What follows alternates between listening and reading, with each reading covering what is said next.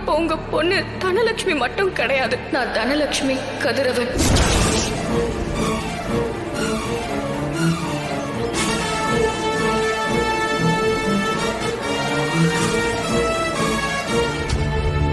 ஏங்க, மதியானத்துல இருந்து எதுவுமே சாப்பிடாம இருக்கீங்க.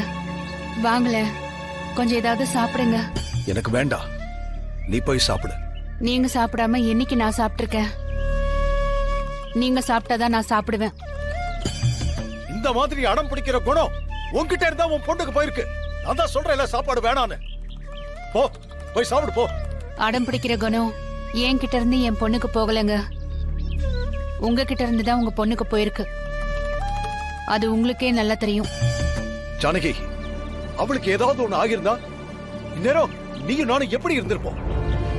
அவள வீட்டுக்கு கூப்பிட்டேன், ஆனா அவ வரமாட்டேன்னு சொல்லிட்டா.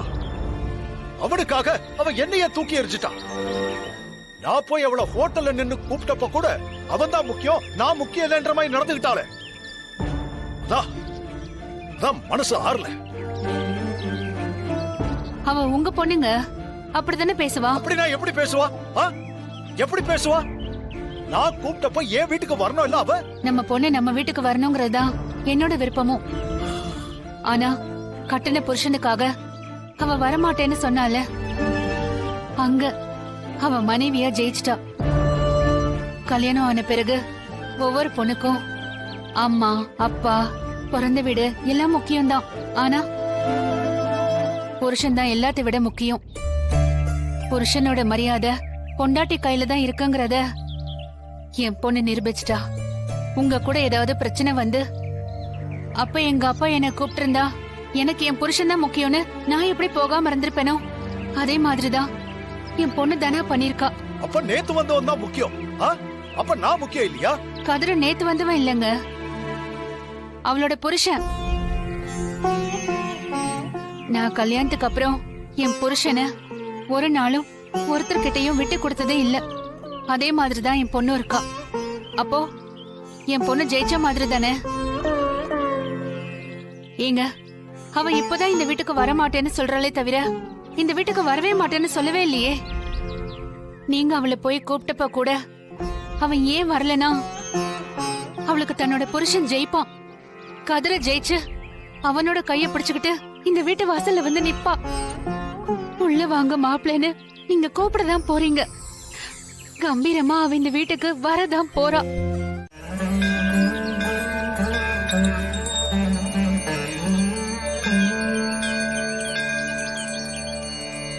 அம்மா தாயே, ஜீவா இன்னும் வீட்டுக்கு வரல. ஆனா போன்ல பேசும்போது வரேன்னு தான் சொன்னான். என்னாச்சு ஏதாச்சுன்னே தெரியல. அவனோட அம்மா சிவரஞ்சனி தினமும் என் கனவுல வந்து கேட்டுக்கிட்டே தான் இருக்கா, என் மகனை எப்போ வீட்டுக்கு கூட்டிட்டு வர போறீங்க, அவனை சீக்கிரமா கண்டுபிடிச்சு கூட்டிட்டு வாங்கன்னு சொல்லிக்கிட்டே இருக்கா. பாவம், அவ சொல்லும் போதே அழறா. எனக்கு அவ குரலை கேட்கவே வேதனையா இருக்குமா. ஒரு தாயோட ஆத்மா அழறத என் கனவுல தினமும் பாக்குறதை என்னால தாங்கிக்கவே முடியலம்மா. ஜீவா எங்க இருந்தாலும் அவனோட மனசு மாறி சீக்கிரமா வீட்டுக்கு வரணும். அதுக்கு நீதான் தாயே அருள் புரியணும்.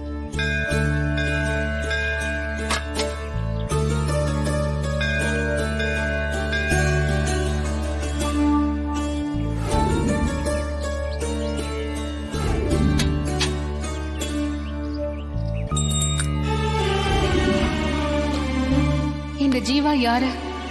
ஏன் அவன் மேல எனக்கு இவ்வளவு அன்பு? ஒருவேளை என் புருஷன் அவன் மேல வச்சிருக்கிற பாசமா இருக்குமா?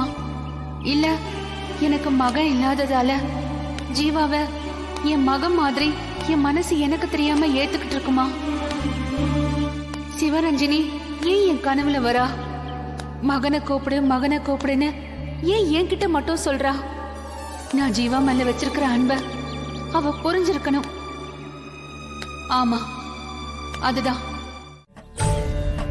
என்ன தாயே, வாழ்க்கையில சில உறவுகள் தொப்புள் கொடி உறவு மாதிரி எல்லாரும் ஒரே கருவறையிலிருந்து பிறக்கிறவங்க.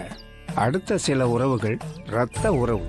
நீ ஒரு ரத்த உறவு உன் வீட்டுக்கு வரணும்னு ரொம்ப ஆசைப்படுற. ஆமா சாமி, என் என் மனசுல இருக்கிறத அப்படியே சொல்றீங்களே. அ, அ, என் பிரார்த்தனை உங்களுக்கு கேட்டுச்சா? பிள்ளையா நினைக்கிற அந்த குழந்தை உன் வீட்டுக்கு வரலைன்னு தானே கவலைப்படுற? கவலைப்படாத, சீக்கிரமே அந்த புள்ளையோட பாதம் உன் வீட்டுல படும். ரொம்ப நன்றி சாமி, ரொம்ப நன்றி. நீ நினைச்சது நடக்க ஆசைப்பட்டா ஏதோ ஒண்ணு உன்னை கெடுக்க நினைக்கும். நினைச்சது நடக்க நீ ஒரு பரிகாரம் பண்ணணும். சொல்லுங்க சாமி, என்ன வேணாலும் செய்யறேன். நீ ஒரு பணக்கார வம்சத்திலிருந்து வந்த பொண்ணு.